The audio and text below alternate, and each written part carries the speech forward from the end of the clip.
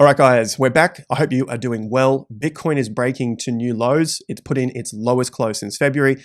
Traditional markets are also putting in fresh lows across the board, including oil and gold, which are typically safe havens during times of uncertainty. But we're seeing a lot of these signals continue to play out. And this was the stuff that I looked at a month ago, explaining it at the time when the sentiment was extremely bullish. We had to get 80, we had to get 100 grand Bitcoin, but some of those cracks began to show. So I hope I can help with the signs early on in the piece, even though the market was way against me at that point. And essentially we did get a new low after most of the influencers were buying up too early. So that's what we're looking at in today's video. How much further could this drop? Looking at those support levels and what's unfolded over the last 24 hours. Hit the like button. We are beating the algorithm. I'm very impressed. I can't believe it that you guys, I mean, hopefully it's a good thing, right? We've got basic thumbnails. We've got basic titles. You guys are smashing the like button. Let's go again. Let's continue to crush this algorithm and not have crazy warnings and crazy faces that the majority do out there. Okay. Let's kick it off with the traditional markets, and I'll get into Bitcoin and, as I promised yesterday, some of the altcoins. So I'm going to get through this reasonably quick. If there's stuff that you haven't been following on, obviously hit the subscribe button, and I'll continue to update you throughout the videos day to day. The smart money equals the dumb money now. After nearly 6 months, investor optimism has evaporated. All it took was a few days of selling and the cessation of some long streaks of momentum. So essentially, we had a big divergence between dumb money and smart money. This is looking at the S&P 500, of course, and now we're basically back to net even. So I'm not saying that this is the end of the decline, but we've now met some sort of equilibrium between smart money and dumb money. Last fall, stocks held up magnificently well, even after sentiment initially reached extreme optimism. So we've seen that extreme optimism. That's a hallmark of a developing bull market, and proved to be so once again. So what we're potentially seeing is a further development of the bull market. As I said, potentially seeing, and yes, you do have to get corrections in a bull market before they continue on. Now that we've had the first real taste of a real selling pressure since November, investors have quickly become fearful, or at least a heck of a lot less optimistic. I think we're definitely seeing that now with this correction on the S&P 500, now down 5.37%. Now we saw larger corrections through the correction of Q3 of 2023.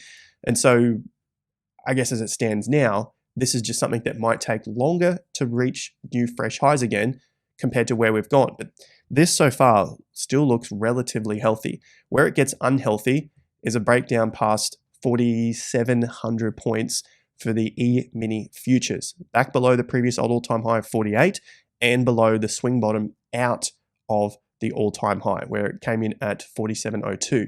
So that's going to be a key level below on a longer term picture. That would then shift the sentiment quite bearish, and you would see a long time underneath these all-time highs, which could develop into that major crash or recession. The Dow Jones has broken a couple of swing bottoms here on the weekly chart, and it is down 6.24%. So it's the largest correction since October. The corrections are still on. This is still looking healthy. As I've pointed out, unhealthy or weak would be underneath 36,000 points here for the Dow Jones. So on top of that, we've seen oil come down, and that was the Friday bar. It was basically a pretty significant signal bar there, huge move to the upside with a fresh high and then a very low close. So you guys who follow your candles would see that as a very significant reversal signal candle, especially after a significantly long run to those prices there. We had a conflict in the Middle East. Typically oil does well. It's not doing well at this point in time, but it's come after such a long run. So we'll continue to follow up and see how this develops, but I wouldn't be getting too concerned here for the overall macro geopolitical landscape while we're still seeing it in relative strength at these higher prices. And for gold, nothing has really changed here either. We got the reversal candlestick on Friday. Everyone was piling into it. Right now, still getting some relatively high closes, but overall, it's just grinding out here above the previous all-time high. Some look at gold and oil as the starts of further collapse and crashes and recession, all that sort of stuff.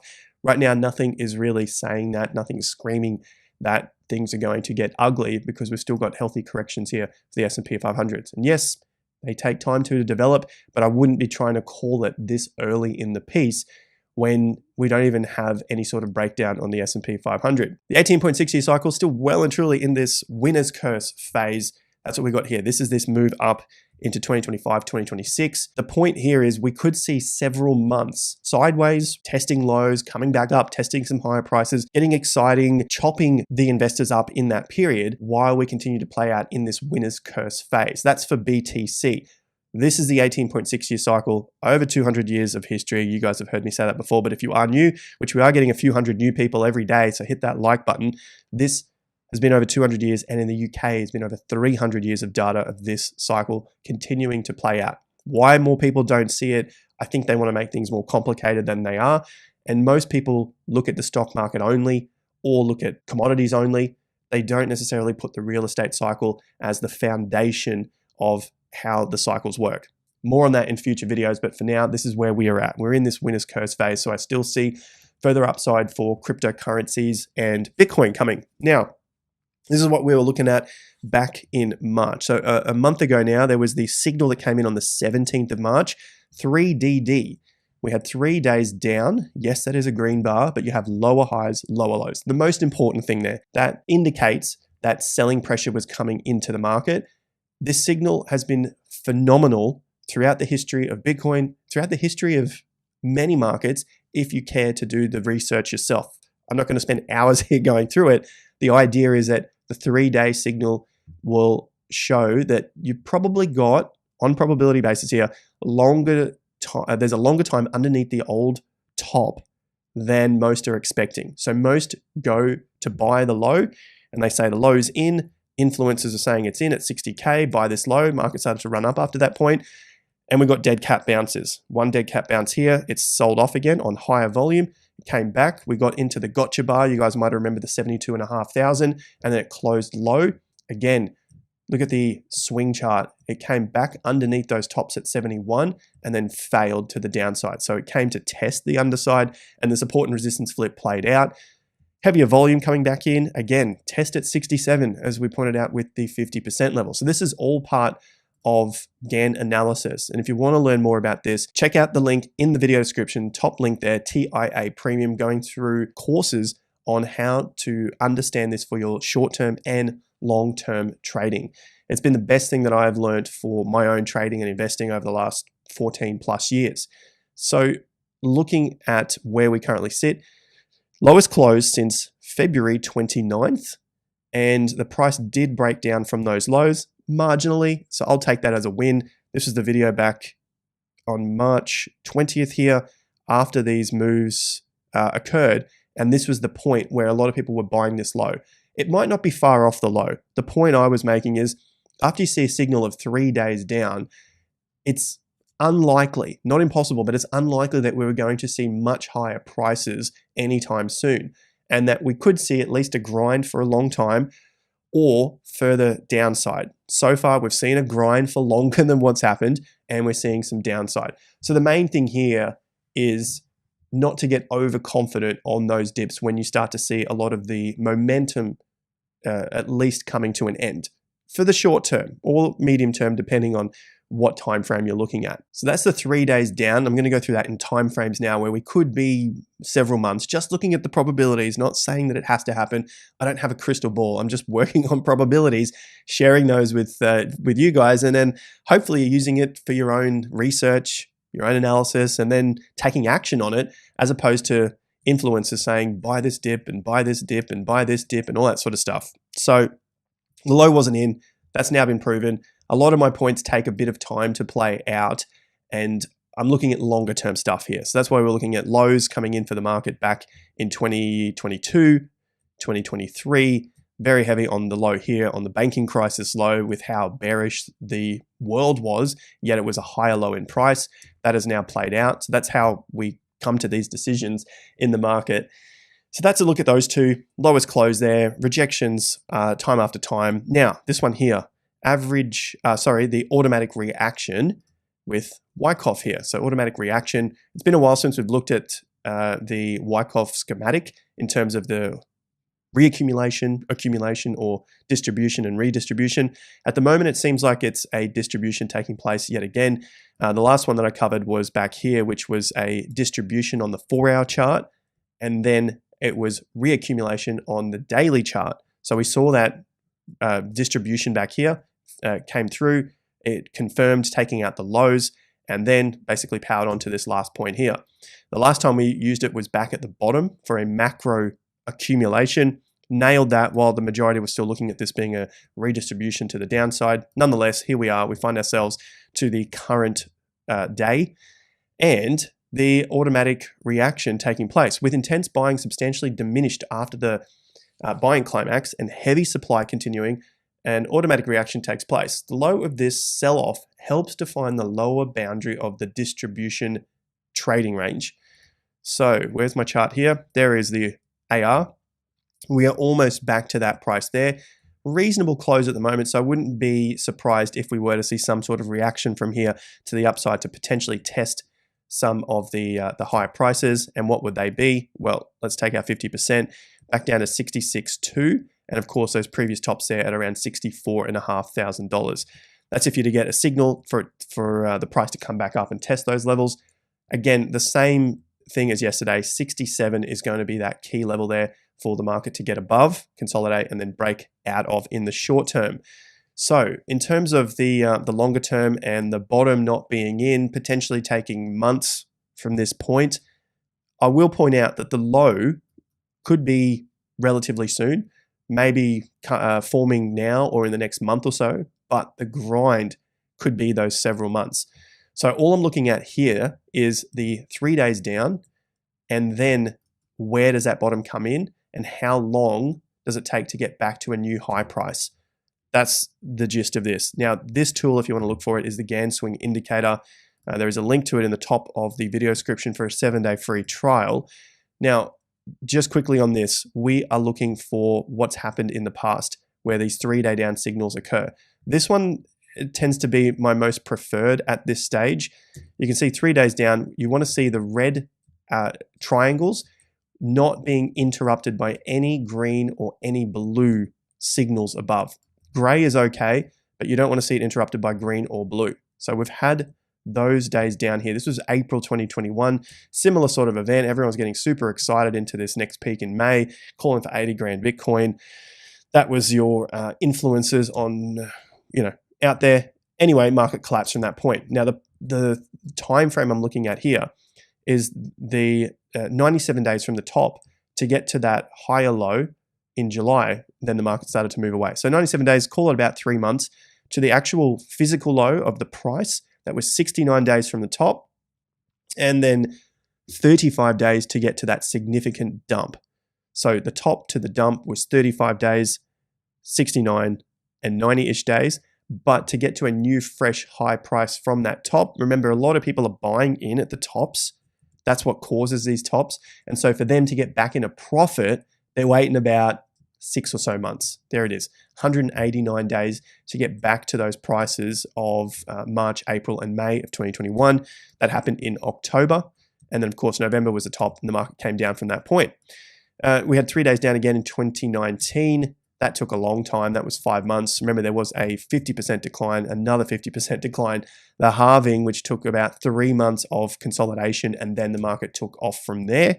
So we looked at the halving in yesterday's video. I'll leave a link to that at the end of this video, just in terms of corrections around the halving. I'm going through this relatively quickly because we've looked at it before. Make sure you hit the subscribe and like, because we are miraculously beating the YouTube algorithm. So much appreciated to you guys. The signal prior to this, 2016, 3 days down, you can see it right there. The halving occurred around that signal again, and then it was about 6 months, almost dead on 6 months, until it got back to the same price of the high before the signal, directly before the signal, okay? The signal has to be just after that high, 1 or 2 days after the high, that's it, okay? Halving occurred, market came down, I think this was like a 40% drop, and then of course, there you go, 6 months. 3 day down signal again, 200 days, 6.5 months, 40% correction, and a couple more here going back to 2012. Just looking at the halving, actually, that was from yesterday. Actually, there is no 3-day down signal here. I just wanted to point this one out because of the halving. That was about 2 months top to the halving, then to a breakout, and then that was also 5 months from the previous top out. 3 days down here, that took a long time to get back to fresh highs, several months in that case. And that's it in terms of the signals there for the 3 days down for this longer stretch to a new fresh high. So let's have a look at some timeframes here. Should this play out again? There's a top at 35 days from today. And if we look at April 2021, it was about 37 days, I think, to get to that first major low. If you'd bought that major low, you had to sustain about 2 months around those same prices. Okay, there's the first major low in May. And it basically bounced, came back down, bounced, came back down. And it just was a grinding effect for about 2 months. That's the sort of timeframes I'm looking at here. Should we get this breakdown of 59 and then we come back into the low to mid $50,000 range, maybe it bounces back, tests high 50s, gets rejected again and comes back down. And we take a few more months just to come back out of that zone. So that's why I've got something around months. If Bitcoin breaks down from here, it could be months. Just looking at the charts and the stuff that we have already covered many, many times before. I looked at this in a video, 18th of March. The top signals, there's all these signals that people were, they just sort of ignored them around that top because of how excited the market was. 3-day down signal, media time frame, medium in months, 4 to 6 months, okay, from that top to break to new highs. The shortest time frames we looked at were around 8 to 13 days. That's obviously off the cards, and so is 30 to 40 days. The signal does not suggest a deeper correction than the current norm. It could, but it didn't mean it had to be. And this was at the time when everyone was still extremely bullish and really hating on the analysis itself. But if we just take a look at those percentages, down to where we currently are, it is 19%. And to that previous low was 17.5%. Having a look down to those lows, we just covered 17.5 and 19. But if we take it down to the 50% level, that is 24%. We've seen 20 to 22s already. And then if we take it back to this reaccumulation zone before the breakout, well, then you're sitting at about 30% correction. So nothing is really off the cards should this market break down from 59K. It just seems like it might take a bit longer to break back to new highs, which isn't the worst thing in the world, especially if you're looking to get into bigger altcoin positions during this correction. And I said I would look at Solana and a couple of others, but today we're just going to look at Solana, down 43%. The previous moves down were 46 and 53, call it 53%, which if we were to measure from where we are now for Solana, 48% takes it to the 50% level, and you wouldn't want to see it break down from $80. A breakdown of $80, Solana may still go up, but it's not going to be strong. It's not going to be stronger moves than other cryptocurrencies. That is your key level to watch there for Solana. I don't know if it's going to get to $80, but if it did, it would be a weaker crypto just based on the chart here. That's a 62% correction. So in this climb, Solana's only done losses of 53, 46, and call it 38%. Currently sitting at 43, so it's well within that range now. Having a look down to roughly, what has it done? 53%. Well, anywhere between sort of 95 and its current price would be a reasonable DCA area. Just know if you were to buy now and it dropped to the lowest point possible of that 53% correction, well, that's still 25% loss from where it currently is. Okay, a crypto can lose 50% and then lose another 50% and still not be zero. Okay, that's just simple maths. I know it confuses some people, but that can happen, and it happens quite often. Okay, so that's what I'm looking at there for Solana. I'll cover a few more in future videos. That was Bitcoin, a look at this 3-day down signal, especially as we've just hit new lows here for this correction, and a time frame on just how long this might take to break to new fresh highs, which isn't such a bad thing, I think, for accumulation for this final leg of the move of cryptocurrencies. Again, that could be late 24, maybe into 2025. I've still got that option open, and I'll cover it in future videos. Thanks again. See you guys at the next video. Take care and peace out.